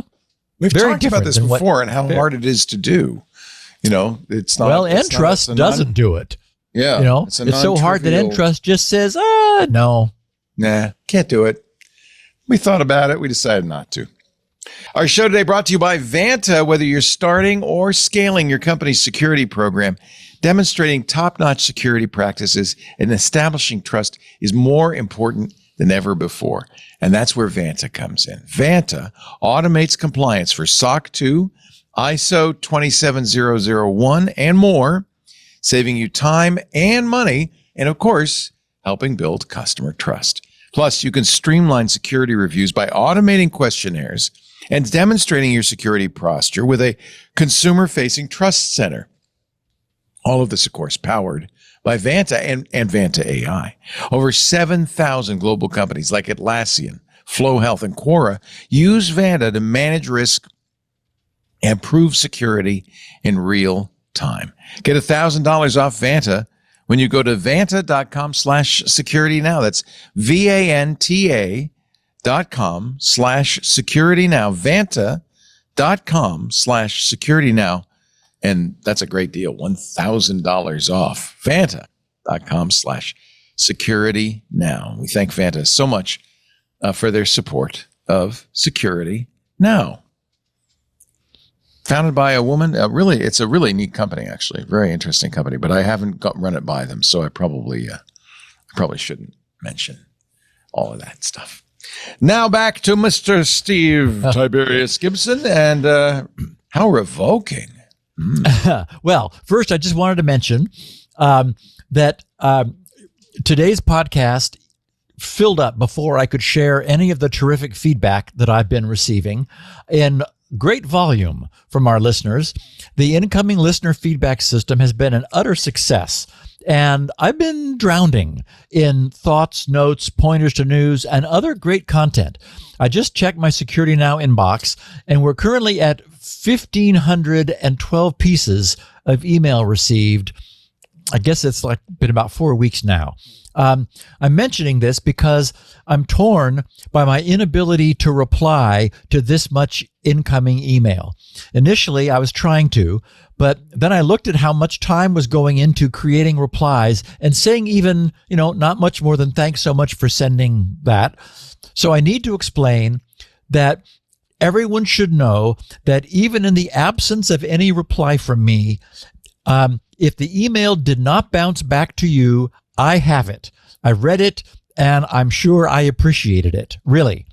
When I feel that I have to reply, I tend not to read them, since my seeing the feedback creates the feeling of an obligation to reply that I'm just not able to service. That's the way I am. So I want to sincerely thank everyone here collectively who has written and who will write. I really value this feedback, and I am seeing what you have sent. You'll probably often sense it in the effect that you have on the podcast afterwards. Bits of obscure news that I may have missed if you hadn't told me about it. So please, no one ever imagine that because you don't receive a reply, that means I never saw what you took the time to send. If you took the time to send it, I will have at least taken the time to read it, even if I was unable to say so explicitly. So really, thank you. One last point is that I've received a number of complaints from listeners who were forced to write to Sue or Greg at our sales or support email because they were unable to find the special Security Now email address anywhere on the site. The reason for that is it's not meant to be public, and it's for GRC's it's not meant for GRC's non-podcast visitors.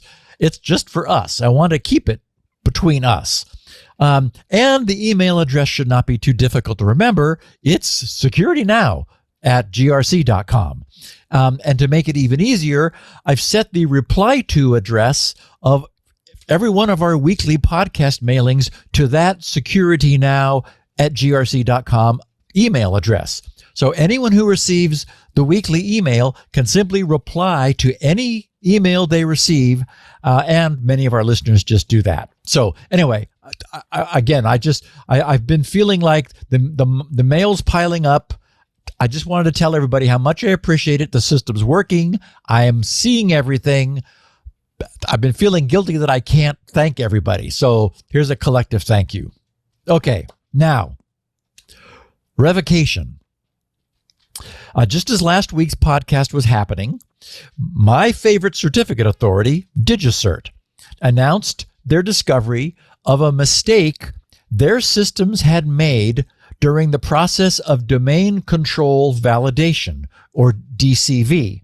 I talked about this last week with regard to Entrust, noting that SSL.com, the certificate authority from whom Entrust plans to purchase interim certificates on behalf of their customers, will still need to have their own customers, Entrust's customers, prove their control over their pending certificate's domain name directly to SSL.com. And I noted at the time that there are various ways to get that done. The weakest of these is to use email received by and sent to the domain in question. Better ways involve adding DNS records to the domain, which the certificate authority can then remotely pull and verify. As we know, on the one hand, we have Entrust, who has for years effectively refused to revoke certificates which had been shown to be mistakenly issued to the out of compliance certificates mistakenly issued to their customers. And as we'll see today, on the other hand, we have DigiCert, who takes the CA browser forum requirements to heart and immediately jumped into action when a truly insignificant mistake was discovered. But as this shows, a rule is a rule. Many of our listeners understood this difference and sent notes to me with variations on the subject. This is the way it's supposed to be done. Congratulating DigiCert, essentially. Consequently, we have, how revoking for today's podcast title. The Hacker News explained the whole event, complete with updates as of Sunday, and there was one. Their headline was DigiCert to revoke 83,000 plus SSL certificates due to domain validation oversight. But just wait till you hear what it was. I've mixed their reporting with my own clarifications and some small additions. So here's what we have.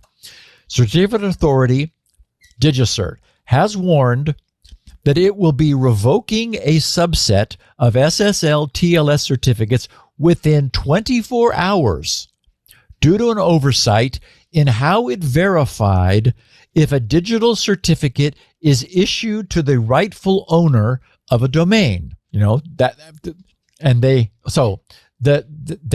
the company said it will be taking the step of revoking certificates that do not have proper domain control validation, DCV. DigiCert said, quote, before issuing a certificate to a customer, DigiCert validates the customer's control or ownership over the domain name for which they are requesting a certificate using one of several methods approved by the CA Browser Forum. One of the ways this is done hinges on the customer setting up a DNS CNAME record containing a random value provided to them by DigiCert. DigiCert then, and this is a 32 character, right? It's a massive gibberish random number, a random value. DigiCert then performs a DNS lookup for the domain in question to make sure that the random values are the same. So they tell the customer, put this in here. Here's some gibberish as a DNS CNAME record. Add this to your DNS. We'll query your DNS once you say you have. Only you who control that domain could have done that, so we're good to go.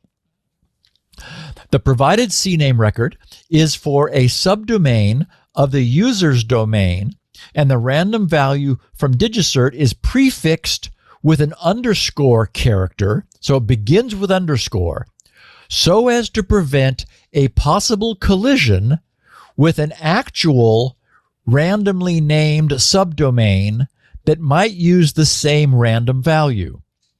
Note that domain names are not allowed to begin with an underscore, thus the collision prevention. In other words, DigiCert's or the CA Browser Forum specs say thou shalt begin a name with an underscore because it is an illegal domain name, but it's good for this purpose. So what DigiCert found was that it had failed to include the underscore prefix before the random value used in some CNAME-based validation cases. Okay, so whether or not that matters is really an edge case. There is an instance where it can matter, which I'll explain in a second. But, it is a minor problem, but this demonstrates that in the certificate authority space, a rule is a rule. And we certainly beat up on Entrust over their flagrant violation of the rules. This wasn't flagrant by any similar means, but okay. Okay, so the Hacker News continues. DigiCert's mistake has its roots in a series of changes DigiCert enacted starting in 2019 to revamp their underlying architecture, as part of which the code to add an underscore prefix was removed and subsequently, quote, added to some of the paths in the update system, unquote, but not to one path that neither added it nor automatically checked if the random value had a pre-appended underscore. Apparently there was some instance where the user was expected to do that, but they didn't verify that the user had.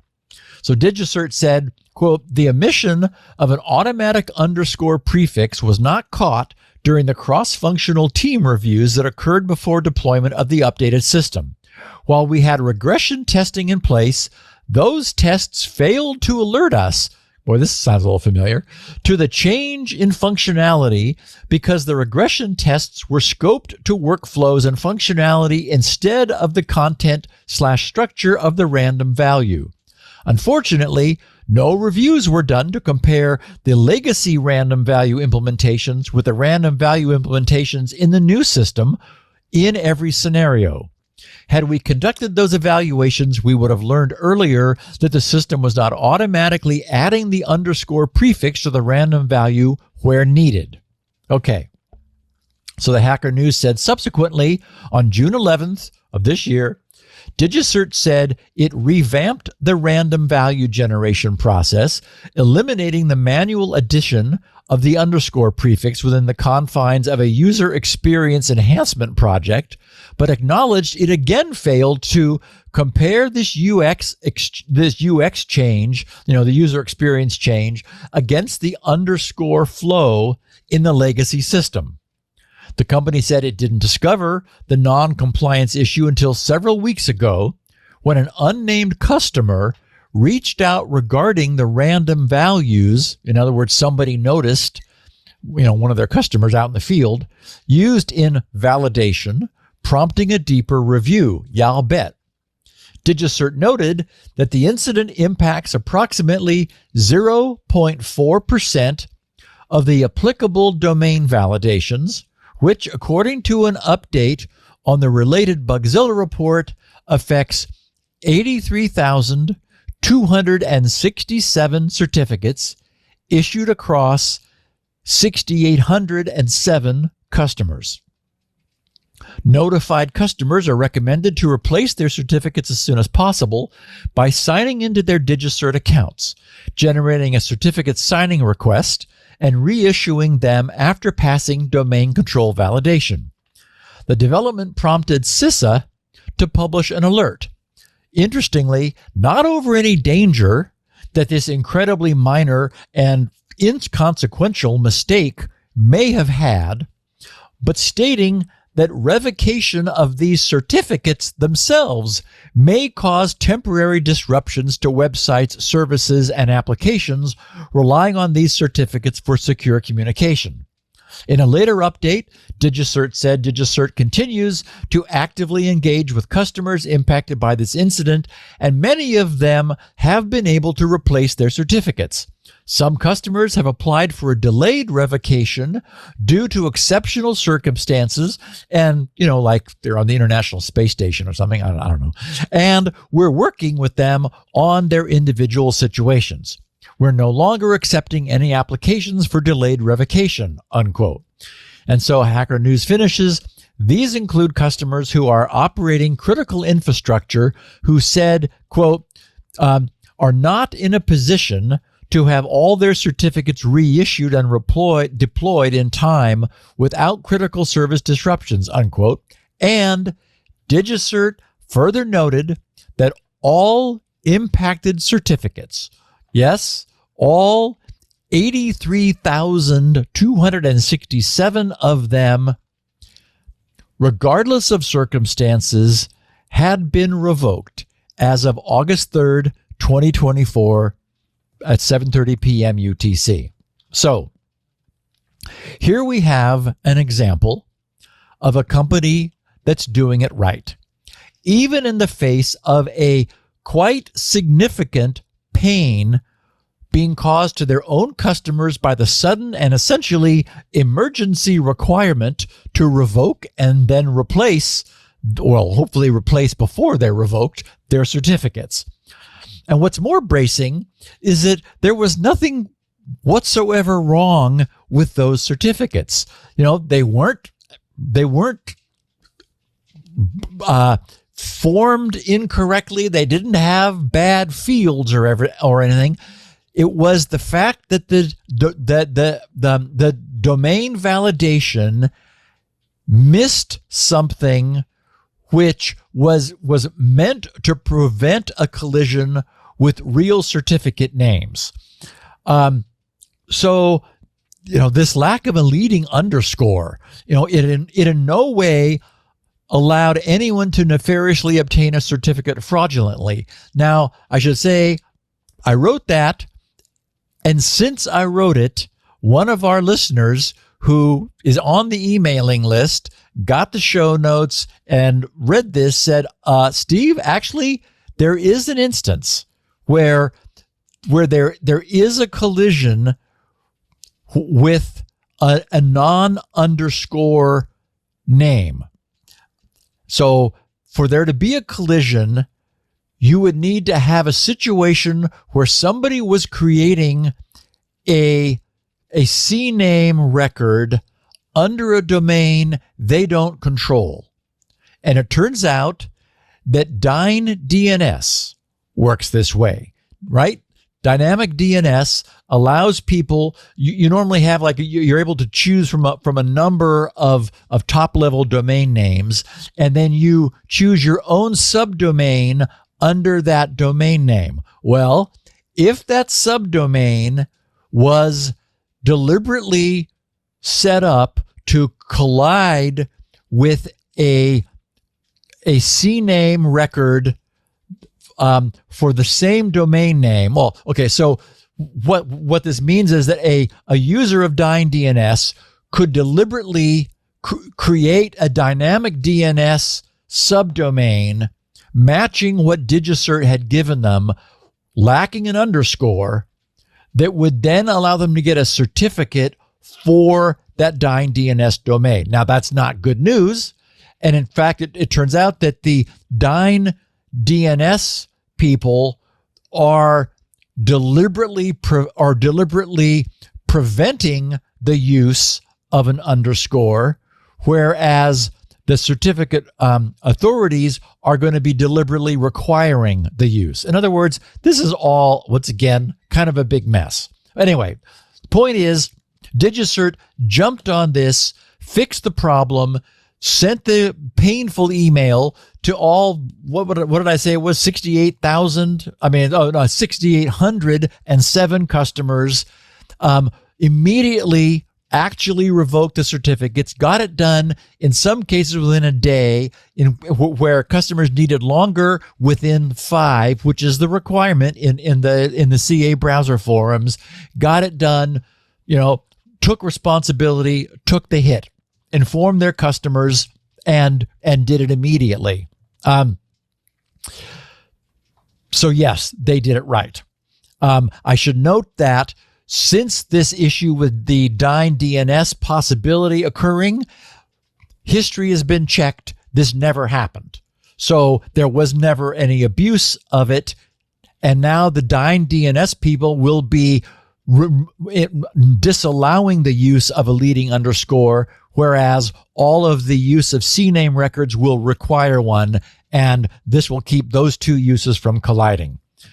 Finally, I'm out of time today, but I want to note that, as many of this podcast's longtime listeners know, and as Leo will remember well, the topic of web server certificate revocation has been another one of those long-term hobby horses of mine, much like third-party cookies, because the entire web browser revocation system is a total and utter joke. It is completely broken. It has always been broken, and it has never worked. Despite some half-hearted attempts from time to time to fix it, it is broken. And it never got fixed. Web browsers do not know when the certificates they're receiving from web servers have been revoked. Now, if we have some time next week, we're going to update ourselves on this space, that is, on this issue, because the truth is, there may have been some use cases where certificates were being used where something actually would have known if they'd been revoked, and that would have caused a problem, but mostly no, not a single browser. In the meantime, try aiming your browser, whatever browser you have, at revoked.grc.com. I brought that interesting and revealing test back to life last week in anticipation of this topic. So revoked.grc.com. Go there with your browser. If it tells you, sorry, this site is untrusted, well, that's amazing.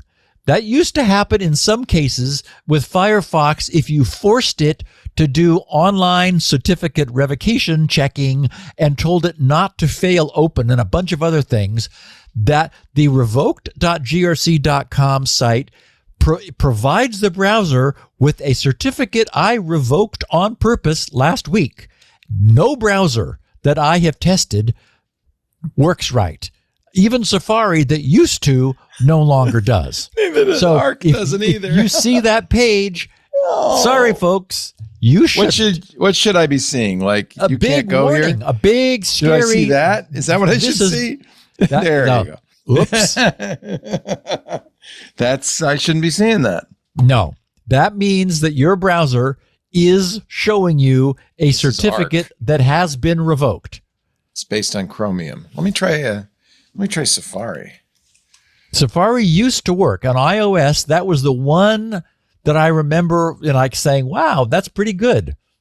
I tried it last week after I brought the site back to life and issued a new, this certificate is only a week old, but I revoked it immediately after DigiCert made it for me. Oh, there you go, Safari. Nice job. Yep. It says, if you can see this, and apparently you can, show this one too, Benito. That's Safari. Let me see Firefox. This is terrible. I know, Leo. This is terrible, Steve. It doesn't actually. Certificate revocation does not work. Apparently, crash Safari as well. Let's see here. Not now. Revoked, revoked.grc.com. Whoops, I said e-revoked. That failed. Oh, no. You got to show these, Renita. Oh, no. They're all the same. Yep. Everybody. That's amazing. Yep. Everybody. And if you go to sslabs.com and have it check the server, revoked.grc.com, yeah, because SSL Labs, that's Ivan Ristik's really terrific site, sslabs.com, and then tell it to check revoked.grc.com. You will see what it thinks, because it actually checks to see what's going on. You're supposed to see an error, right? No, it's actually doing a deep test of like exactly testing all the different TLS systems. It's different protocols. It checks the certificate chain. It checks which protocols you accept. And I think if you scroll down, you'll see some red. Oh, there. Yeah. Insecure, revoked. Do not trust. Do not use this in your code. And every one of our browsers ignores that. They do not know that certificates have been revoked. It's broken. It's always been broken. It's broken. And you remember when I went off on a binge about this years ago? Yeah. Because but also remember that Google said, yeah, we're not even going to try to support this because it doesn't work. Actually, it embarrassed them, and so they added my certificate as a special case in Chrome. Oh, no. Yes. Oh, that's not the way to do it. No, I just changed the certificate, and it came back, and then they didn't bother doing it again because they knew. That's hysterical. You know, they wrote an exception just for you. Yes, they did. Oh, shame, shame, shame. So what makes it revoked? Just that it's not that it's not that it's invalid. It's just that you specifically said to DigiCert, I revoke this. Well, it's so like, for example, if the certificate got loose and malware was using it, then you would want to revoke it so that malware wasn't able to use it to impersonate your site. Can't. Apparently. Or DigiCert just revoked for what good it did. They just revoked 83,000 or what was it? 83,200. Oh. No. That's 6,800 customers, 83,267 certificates, and it didn't matter. They didn't have to revoke them because the browser doesn't know. The browser doesn't care. It doesn't know. Unbelievable. Yep, doesn't work. Right now, it's testing Bleichenbacher. So we're still testing. What Bleichenbacher is. I'm glad you tested for Bleichenbacher. I don't know. This is you're right. This is SSL Labs is pretty thorough. Yeah, it's really terrific. Yeah. I mean, it's taken a long time to go through this. Wow. Yeah, because Okay, it's going back and forth handshakes with the server. Those are all exploits against TLS that it's testing. Very nice. But the main test is this certificate revoked? Yes, it is. It is revoked, and the browser doesn't know. Unbelievable. Wow. That is really so. How long has this page been on? I know this is a new cert, but you've had this page before, right? Yeah. We did multiple podcasts about it back in the day. I remember, yeah. So that page will show that I just edited it because I did in order to bring it back to life. If you're reading this, good luck. You may not be where you think you are. Good luck. What that means is you may not be where you think you are. Yeah.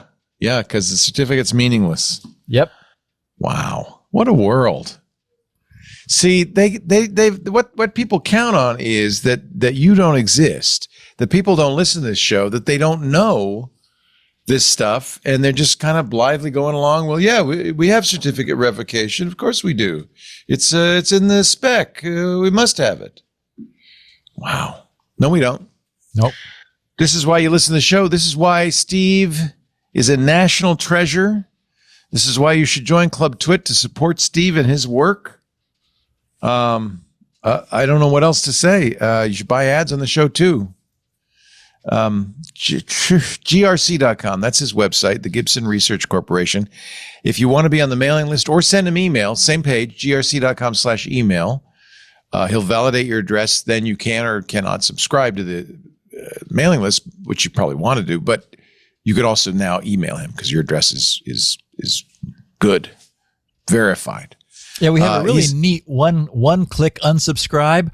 What happens is I'm also getting subscribers, just random GRC visitors, and they go, "Oh yeah, I want to get email from GRC," and so they subscribe to all three. Then on a Tuesday morning, when they actually get the email, they look at it and go, "I don't want this," and so there's So there's a single click instant unsubscribe. And so I think I got 6 unsubscribes after doing the emailing, because these are people who had joined the list during the past week and thought, no, this is dumb. I just want to get, I want to find out. Well, I'll do my first mailing as soon as the Is Boot Secure app is ready.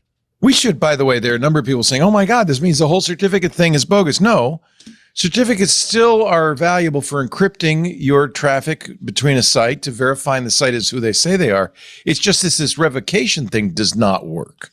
So you can't revoke a site that has, or a cert that has leaked out or is somehow malicious. You can't take it back.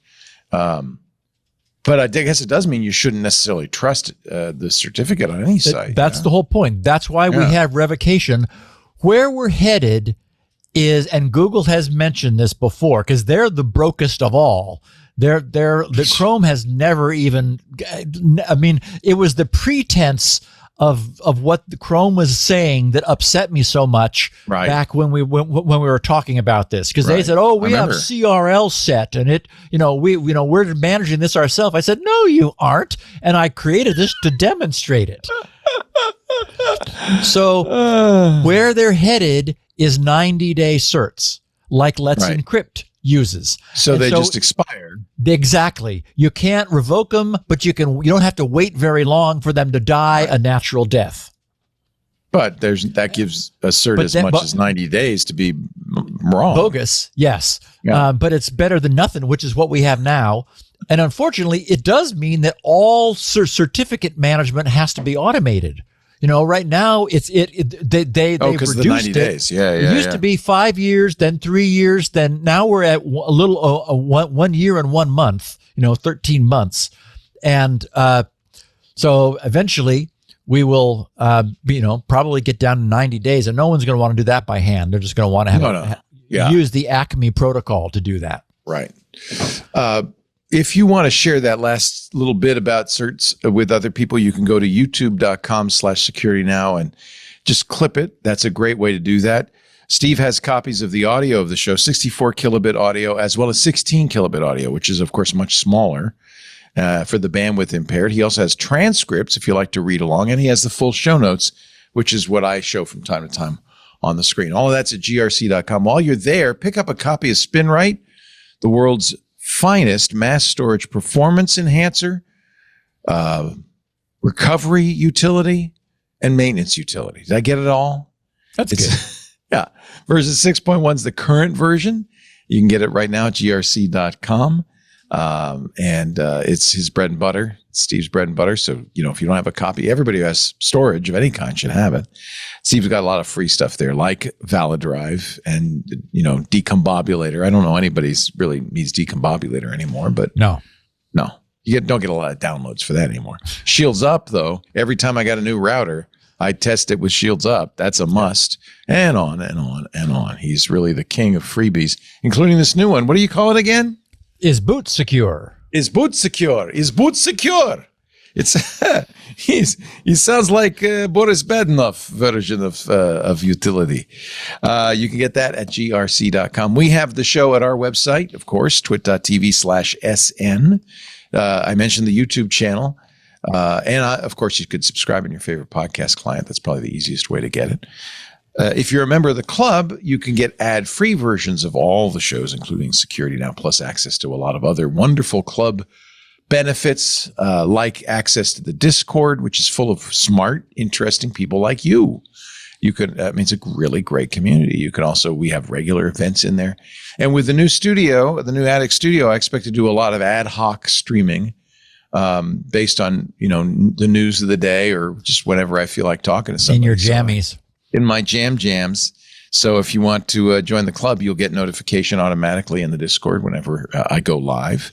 A lot of reasons. And it's only $7 a month. The most important reason is you're supporting the work we do here. We're doing our part. We're shutting down the studio. We're going to save a lot of money by doing that. We haven't had to fire anybody. That's good news. We did cancel Ask the Tech guys. Micah's going to take that over as hands-on tech, do weekly half-hour shows. And I'm going to use that time to do more live streaming. Which I think will be a lot of fun now that I have a studio just up 7 steps from the bedroom. It's a little too close, if you ask me. It's just right there. What else can I tell you? Join the club, twit.tv/clubtwit, $7 a month. Very important to us. It's kind of a way of voting, we like this. We need this. We want to keep this going. Here's $7. That's really what it is. And your vote makes a big difference to us. So please do join the club. Steve, we'll be back next week. I will be in the attic. This is it for the studio. Say goodbye. Goodbye, studio. The attic is even more salubrious and cozy. It'd be kind of like your place. It'd be like we're talking. Like the cottage used to be, right? It was. Yeah. It's actually a little bigger than the cottage. Cottage was a little cramped. Yeah, it was a little cottagey. Yeah. We've been doing this a long time, Steve. 999 is just 13 episodes away. On our way. Yep. Gonna make it. Yep. Thank you so much, Steve. We'll see you next time on Security. Righto. Bye. Security.